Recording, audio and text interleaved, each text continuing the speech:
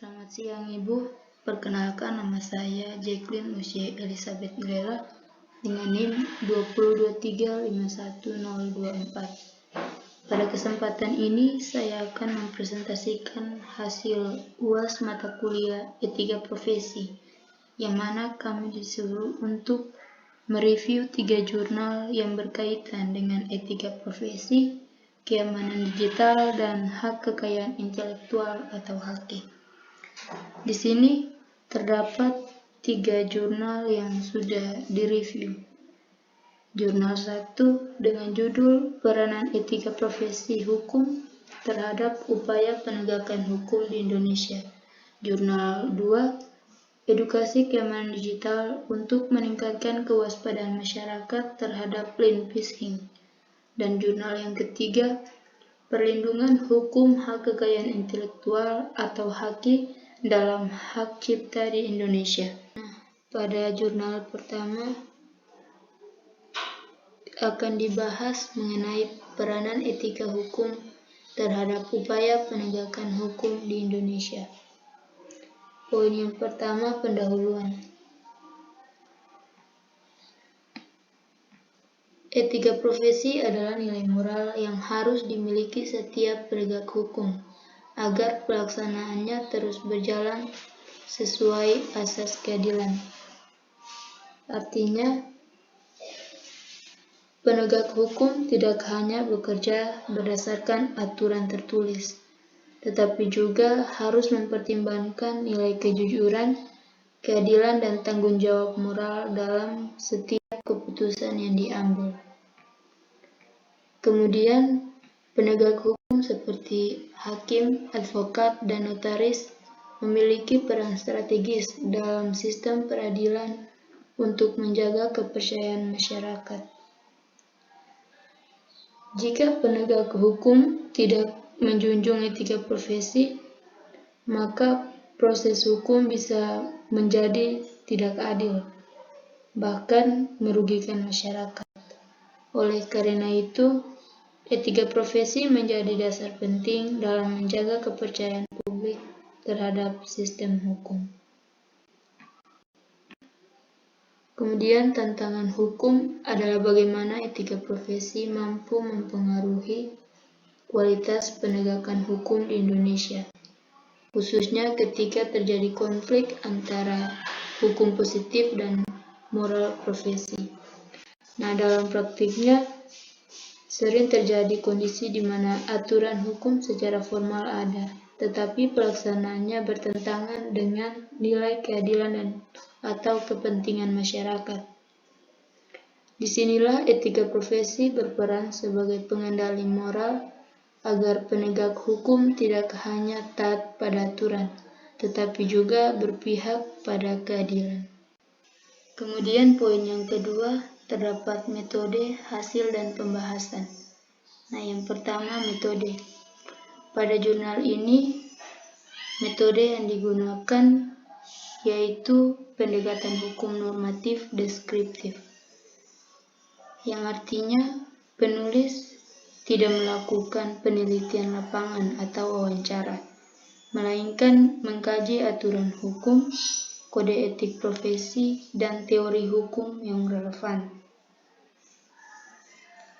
Nah, metode ini cocok digunakan untuk membahas etika profesi karena fokusnya pada norma dan nilai yang seharusnya dijalankan oleh penegak hukum. Kemudian pembahasan. Kemudian hasil dan pembahasan. Etika profesi hukum bukan sekedar aturan formal, tetapi mencakup nilai moral internal yang menjiwai perilaku penegak hukum. Nah, di sini penulis menjelaskan bahwa etika profesi tidak cukup hanya dipahami sebagai kode etik yang tertera di atas kertas. Etika profesi harus menjadi nilai yang tertanam dalam diri penegak hukum sehingga tetap dijalankan meskipun tidak ada pengawasan langsung. Kemudian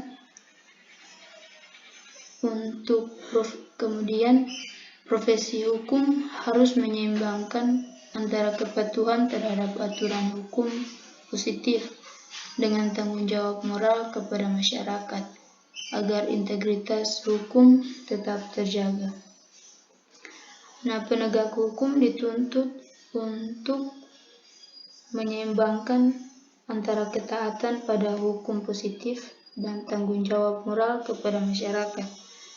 Misalnya, dalam memutus perkara atau suatu masalah, hakim tidak hanya melihat pasal hukum, tetapi juga mempertimbangkan rasa keadilan.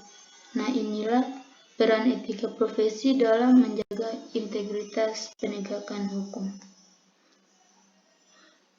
Selanjutnya, kode etik profesi yang ditekankan antara lain ada integritas dalam keputusan hukum, kemudian kewajiban advokat membela klien tanpa melanggar, kemudian peran notaris menjaga kepercayaan publik dalam akta dan transaksi formal.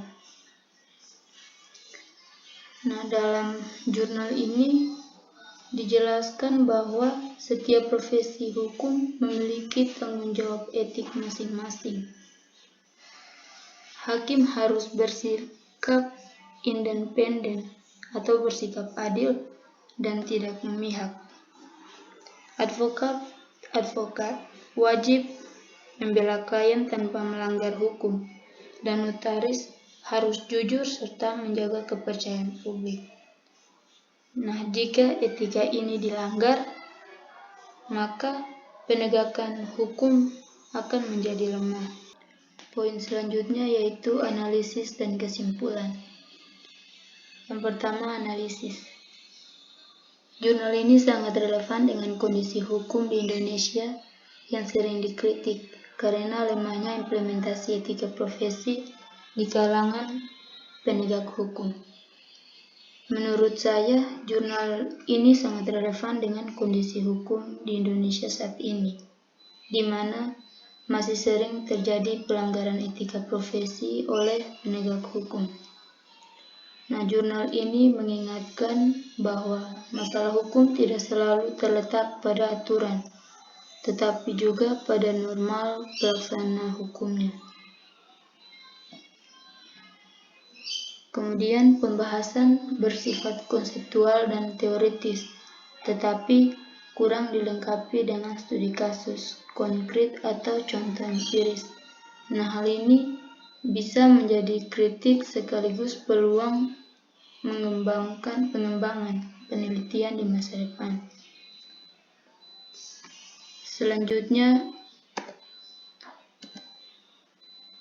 Selanjutnya yaitu kesimpulan. Kesimpulan yang didapatkan dari jurnal ini yaitu etika profesi hukum memegang peran penting dalam mewujudkan penegakan hukum yang adil dan dipercaya publik. Tanpa integritas profesi, hukum dapat kehilangan legitimasi di mata masyarakat. Jurnal ini cocok sebagai sumber teori dasar dalam kajian etika profesi hukum.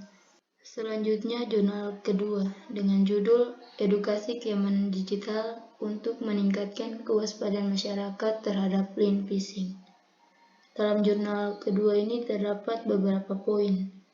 Poin yang pertama, latar belakang. Jurnal kedua membahas tentang kejahatan cyber berupa phishing. Phishing merupakan salah satu bentuk penipuan digital yang biasanya menggunakan link palsu yang menyerupai website resmi. Rendahnya literasi digital membuat masyarakat mudah tertipu dan berisiko kehilangan data pribadi. Poin yang kedua, tujuan. Tujuan dari kegiatan ini adalah untuk meningkatkan pemahaman masyarakat tentang pengertian phishing ciri-cirinya, serta tindakan yang harus dilakukan saat menerima link yang mencurigakan. Yaitu metode penelitian. Metode yang digunakan adalah pendekatan kualitatif melalui edukasi dan sosial keamanan digital. Fokus kegiatan ini adalah meningkatkan kesadaran dan kewaspadaan masyarakat terhadap bahaya phishing. Masyarakat diberikan pemahaman secara langsung agar lebih berhati-hati saat menerima link dari media digital. Poin selanjutnya yaitu hasil dan kesimpulan. Yang pertama, hasil. Hasil dari kegiatan ini menunjukkan bahwa pemahaman masyarakat terhadap phishing meningkat. Masyarakat menjadi lebih berhati-hati dan mulai membiasakan diri untuk memverifikasi sumber informasi. Kemudian kesimpulan. Kesimpulan yang didapatkan dari jurnal ini yaitu edukasi keamanan digital terbukti secara efektif dalam mencegah penipuan online karena phishing dapat menyebabkan pencurian data dan kerugian finansial.